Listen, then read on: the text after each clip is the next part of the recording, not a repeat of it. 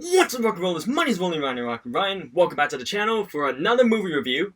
And before we get into this one, I just want to make a quick note here of my mega review, which I've actually gotten plenty of comments from people or friends and family who have personally watched it, and they personally told me that the video, they loved it, but the video was just way too long. And yeah, and it is really long, and I really did my best to try to cut it down, but there was just a lot I had to get out of my mind just to say it, and it turned out just really, really long. Usually movie reviews shouldn't be that long, so I'll do my best to kind of keep it more condensed down than that. That will hopefully be my longest review in a long time, so you don't have to worry about reviews being that long again. Hopefully this review will be shorter than this. It definitely will be, hopefully. And also I want to note that the video has more than 1,000 views now, so I actually cannot believe it. It's the first video I ever made to ever be published online, anything, whether it's YouTube, Vimeo, anything, to get like 1,000 views. So I just want to say really quick, thank you guys so much for the 1,000 views. Yeah, it really means a lot to me personally, and yeah, it only encourages me to do more of these. So yeah, just thank you guys so much. Anyways, this is going to be my review, as you can see by the title in the video. My review for the latest Dreamworks animation movie, Puss in Boots: The Last Wish. And this is a sequel to the spin-off film Puss in Boots that came out in 2011, which was way back, like more than 10 years ago now. I think it's like 12 years ago by the time of this recording now.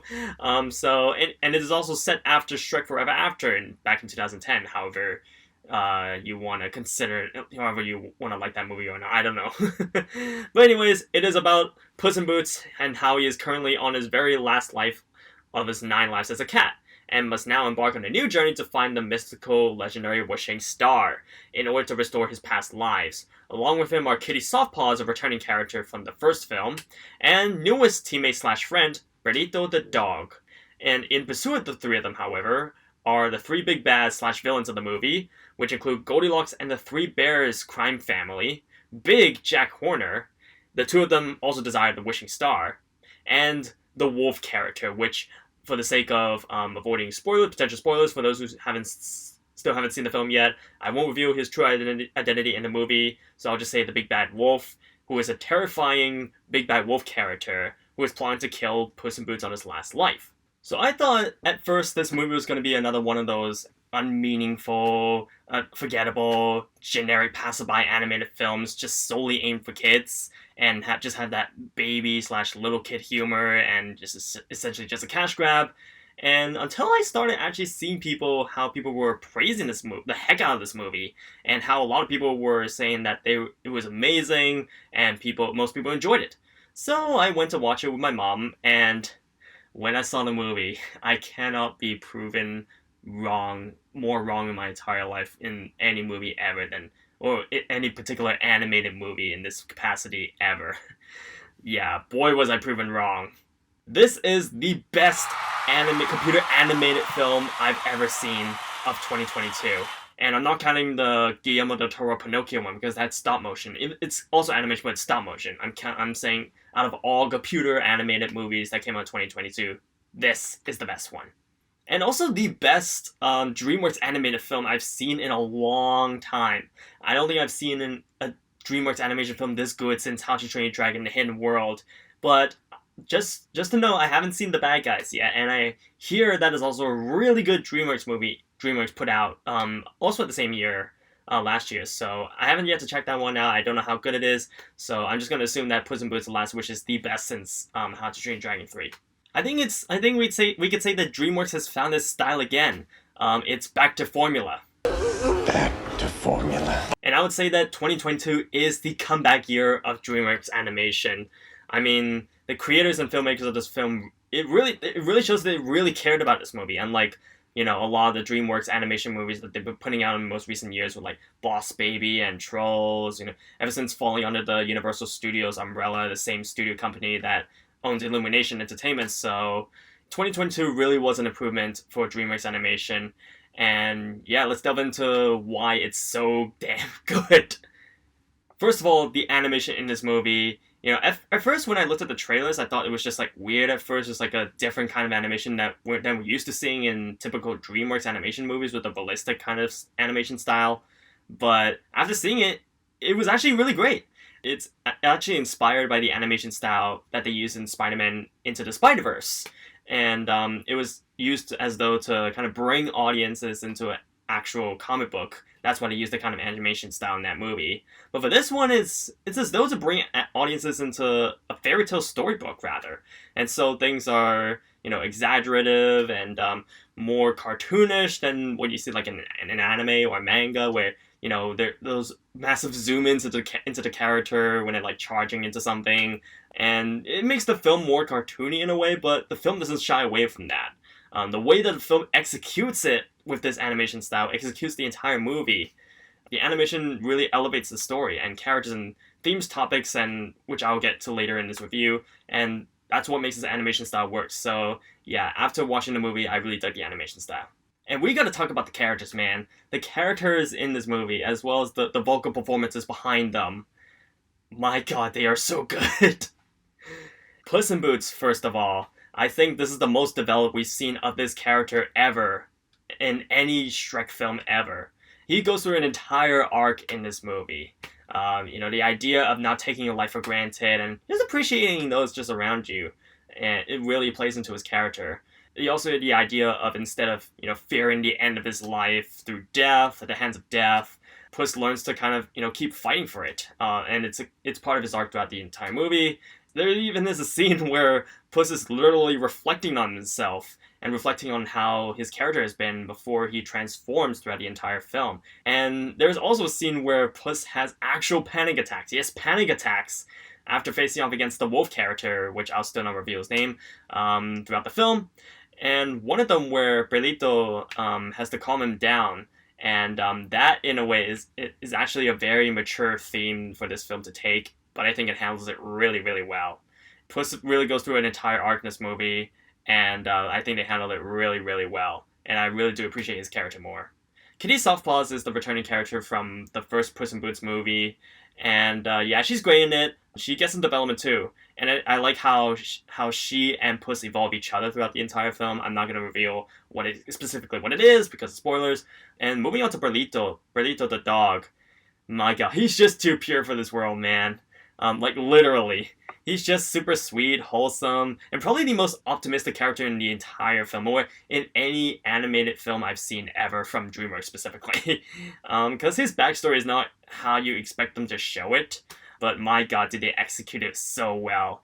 That the negative and positive of his backstory balance each other out, and you know what I'm talking about when you actually go see it. It's actually, pretty dark, but taken in a more positive way. So, not gonna say what it is, obviously. Now moving on to Goldilocks and the Three Bears. I love the dynamic between them and what they learned by the end of the film, and I have to say that they probably are the most emotional part of the film for me, personally.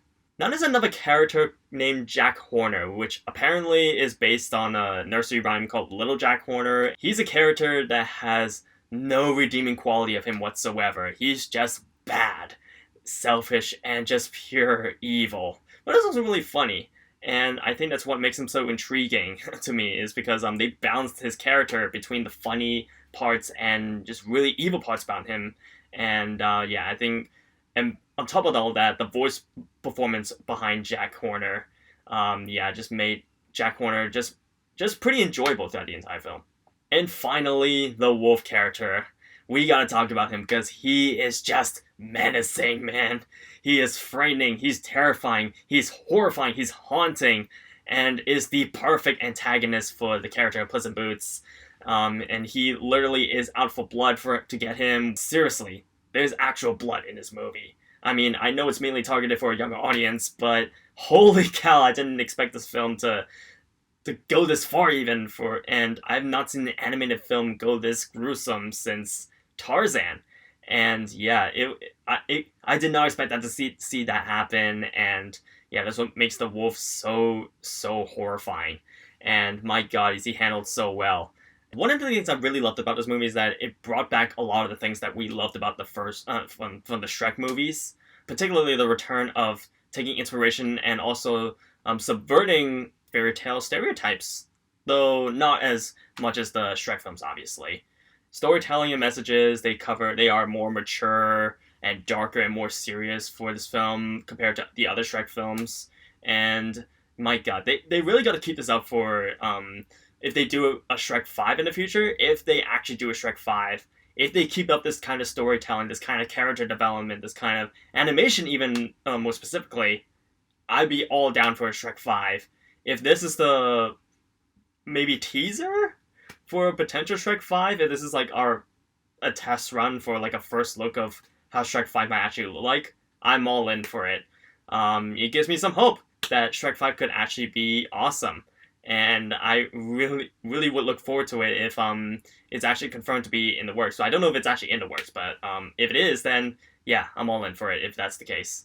There's some pop culture references in this movie as well, like the past Shrek films have done too, although I don't think the Shrek films have done that much, and I don't think this film does any more than that either. So I mean, that's me just being a bit nitpicky and didn't really drag the movie down for me, so that's just me being just pointing random things out at this point. But there's also the part where the whole entire film, almost the entire film, is set within this enchanted forest that the characters have to go through in order to get this wishing star.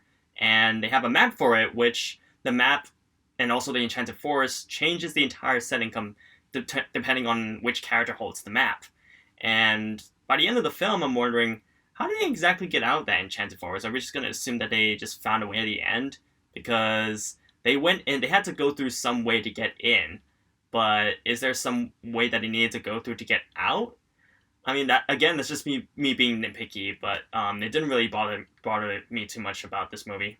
But I think what would have made this ending to this movie more perfect is if they added the final song from the first film into the end of this one. I feel like that would have been a even more perfect way to kind of close off this movie. And I mean, I don't know, it's just another thing that I just find it would have been done better. But doesn't really bother me too much. Overall, I beg you to see this movie. Like, please, I implore you to see this movie. This film deserves way more attention than it deserves. It's one of those movies that's such a hidden gem that I'm worried people might actually completely dismiss it, like I almost did with the same initial worries.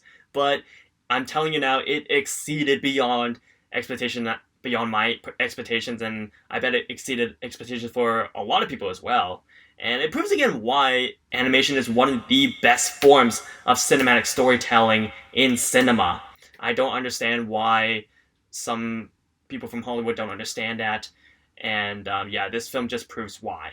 Pretty much everything is great about this movie. The animation, the characters, the story, the more mature story, themes, and messages that this film conveys, and certainly will improve and bring back a lot of audiences that were fans of the Shrek films, well, not counting the third one, at least, back for this, into this franchise. And if you're just looking for a film that is not a cash grab, not a generic animation movie, not just with humor targeted towards kids and babies, and one that even adults can go to and understand, and because this film actually means something, then this animated film is just right for you. Overall, I'm going to go ahead and give it a 9.8 out of 10 and a solid A+.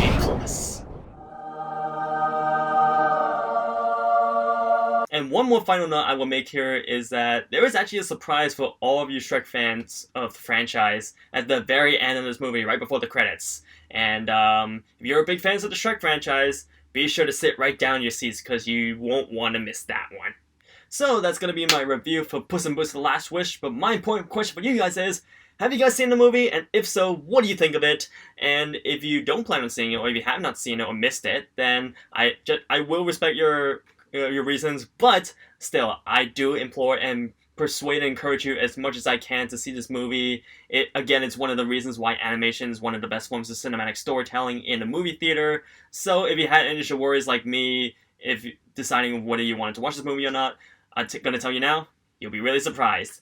So you can let me know all that in the comments down below, and we can start some conversations and discussions. But in the meantime, if you like this video, you can leave a thumbs up, and you can subscribe if you haven't already, so you can look forward to more content like this, where I do movie reviews, game commentary, or just movie news breakdowns, or movie trailer breakdowns, as much as I can, as best as I can. But in the meantime, thank you so much for watching, hope you guys enjoyed it, and I'll see you guys next time. rhinos roll out. Have a good night.